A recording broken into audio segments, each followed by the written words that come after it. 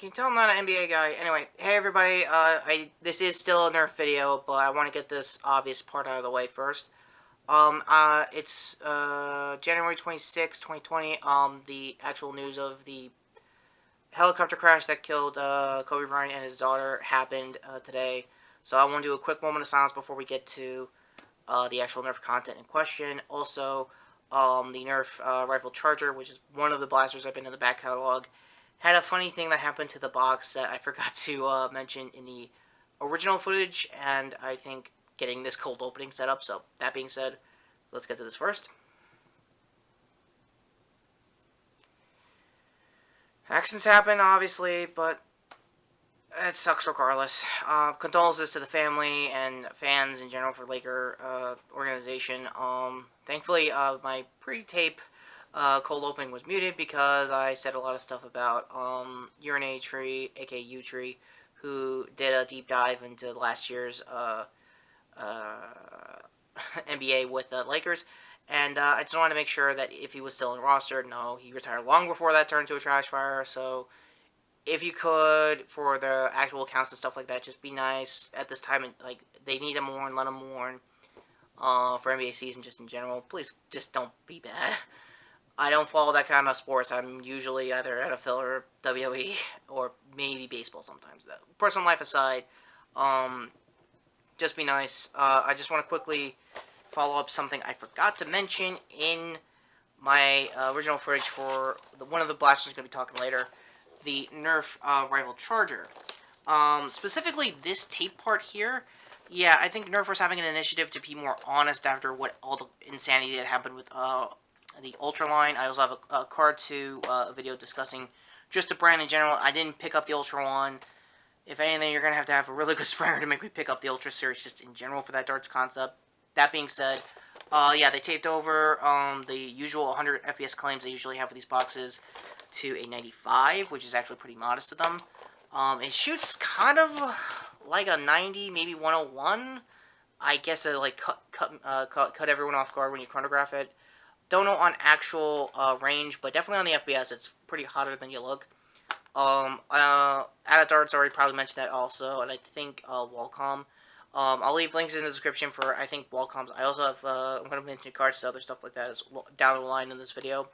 I can't unravel the tape because it's about to, like, well, one, trip over and I think scratch up a little, so I'll probably use this as a photo later on Instagram, probably later in the week. So that being said, take care, and we now return to you with your regular scheduled Nerf footage as it intended to be.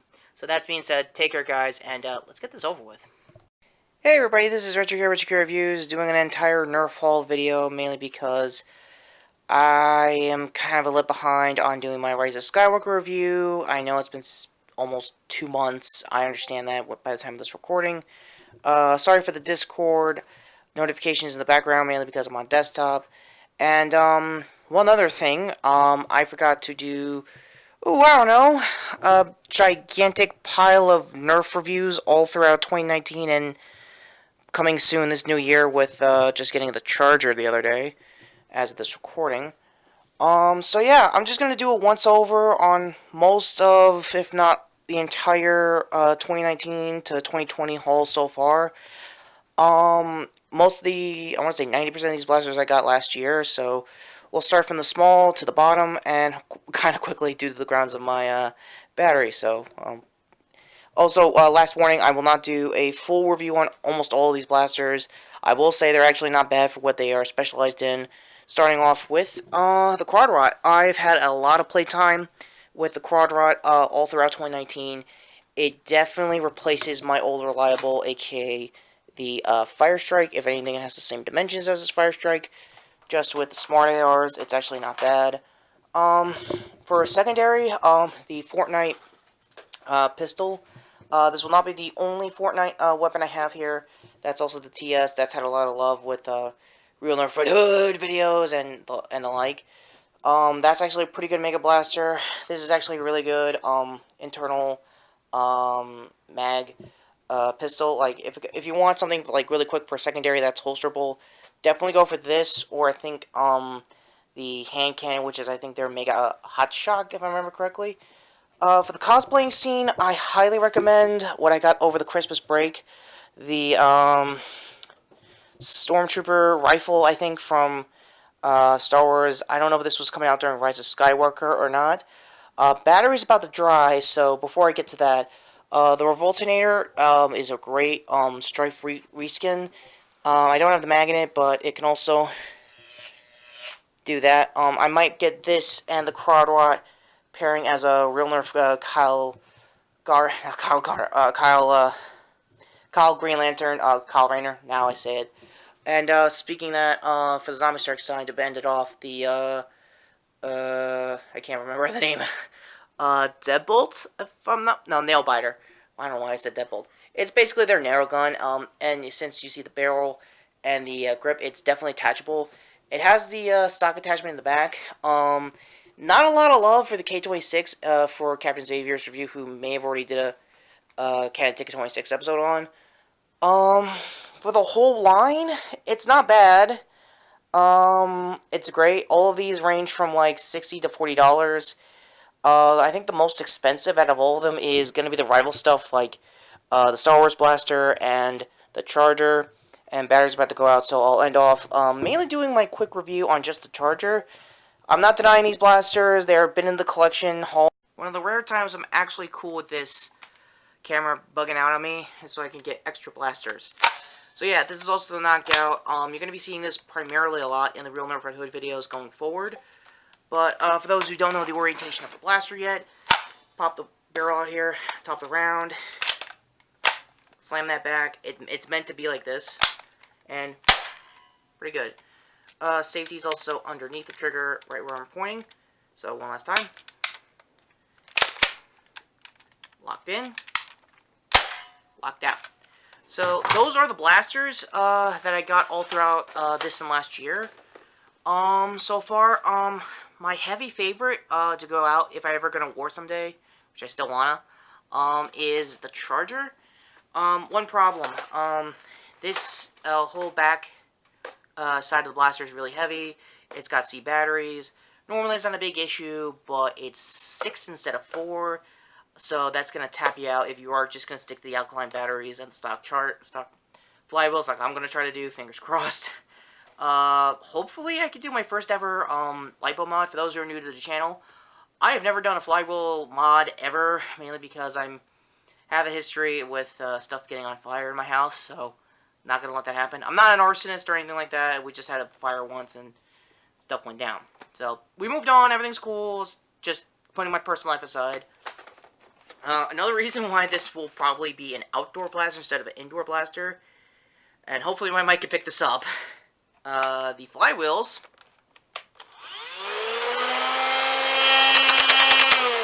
are freaking loud! And this is still coming off of the stock barrels. Also, you can see the P90 influence. And, yeah, the majority of this review is going to be just the Charger, because I just got this today as a recording, and this looks great. Like, it pairs with my Morpher. It definitely pairs with my old, trusty, Fire Strike. Another tidbit for anyone who's been into the channel long enough, I still cannot unopen this blaster. This thing has rusted. It has, stripped screws. And I think you can see here, I tried to, like, clip it out myself underneath the trigger guard. But regardless, it's great. I got rid of the stupid light gimmick years ago. It has served me well for a good decade now in the, I guess, elite side of the hobby now. So that's pretty sweet. Hopefully, Nerf could make something like this.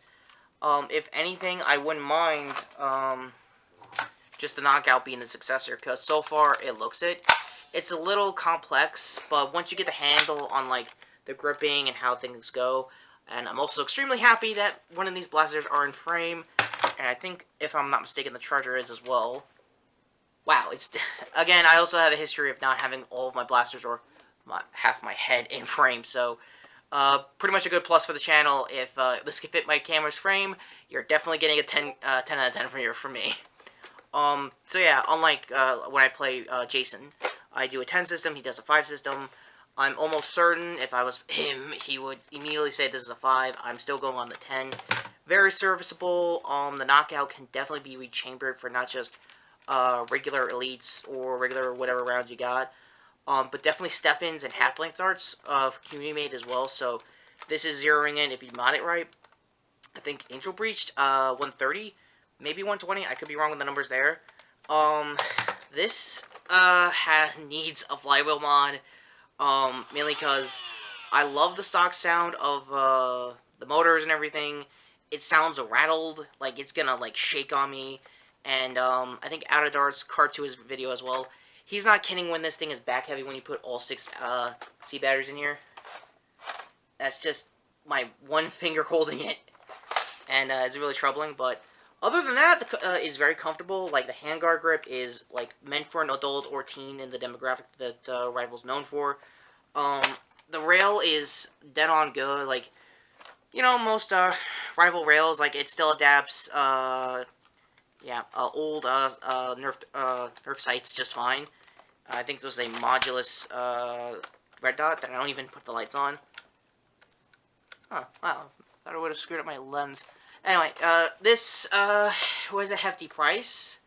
Not as hefty as a lot of mainline Rival flywheels. Another reason I've been putting off most of those blasters is the price. The most expensive they went is $250. Not kidding. And the most least expensive in the Charger's case is under $40. That's where you gotta be, but at the same time, you're still buying batteries, which is still gonna put you at $60. So with the Nerf tax and the battery tax, it's still a lot. But I'm pretty sure it's gonna be half the cost if I just put a 1 or 2S LiPo in this thing. So here's hoping in that, at the very least. So yeah, that's the haul so far for Nerf. I'm gonna have to follow my family's advice for once and do a little bit of a temporary hold. Mainly because, again, I have a back catalog of, like, a lot of Nerf blasters that needs real Nerf characters to call home to, and loadouts that I really need to form around for the rest of this year. So, that being said, this is a non-video, as you can also tell. Hopefully later this week, I'm going to finally get around to doing, hopefully, fingers crossed with my camera here, the Rise of Skywalker review, because I did that out of, like, boredom and general, like, let's just get this over, as we all know the spoilers at this point. Again, my bad there in making a sort of in-house channel where we are now kind of situation, but that's where we are now. So, that being said, let me know in the comments down below which of these blasters deserve a solo review. I will also probably want to do a follow-up video with the Charger, because I really want to do a range test with this, probably at my local park, which means I'm going to need a camera guy. And convincing one of my friends to be a camera guy again is getting a lot harder than it looks. So, with that sympathy out of the way, the loudest rev so far for the channel here to the previous video, which was Jason losing his mind about Kind of Funny's DCE when you were in review. Full disclosure, I'm only doing it in character. I'm pretty sure Greg would do the same thing if he lost his mind and became a character again. I legit love the Watto interview and the McGonagall interview. Those are really cool, kind of funny characters. They're kind of funny. In name only, obviously. They're definitely funny as hell. I recommend the podcast in general. So, other louder rev over there to sub to the channel. Hit the notification down below when, or if you guys want me to review any of these blasters that piques your interest. Personally, I'm probably just going to use one or both of these blasters as a loadout for Kyle Rayner Green Lantern. I still need to get like an AK mag pouch kind of thing and like spray painted green with the Green Lantern symbol. I think his version of the symbol. And I'm going to need a lot of trace referencing from one of my older cousins who's a huge Guy Garner. Sorry, Tim. Kyle Rayner fan who will probably help me out with the designs. So if anything, that'll be like a behind the scenes family video if you guys want to see that as well. I'm rambling in probably a really good way because I'm still riding off the high of purchasing what is a very comfortable blaster so far for 2020, as far as the Nerf line goes. I've yet to buy the takedown, but I'm still, I think the only common criticism is that the takedown's in, only red team only, and the Charger in this case is only blue team only. So if I did an in-character review, Jason would probably be pissed that this is Team Blue. He's a Team Red guy all the way, you know, stuff like that. So, that being said, take care, subscribe. I'm Retrokid Reviews, hoping that my hair grows out just a little bit more for most of my real Nerf recurring characters. So that being said, thank you for appeasing, or I guess helping me out with this holdover filler content. I promise next month and going on forward, we're going to get straight into reviews. And all of them are going to be timely because I think in Jason's case, since we've been on a slump with DC lately, he's got to do Birds of Prey, so good luck with that.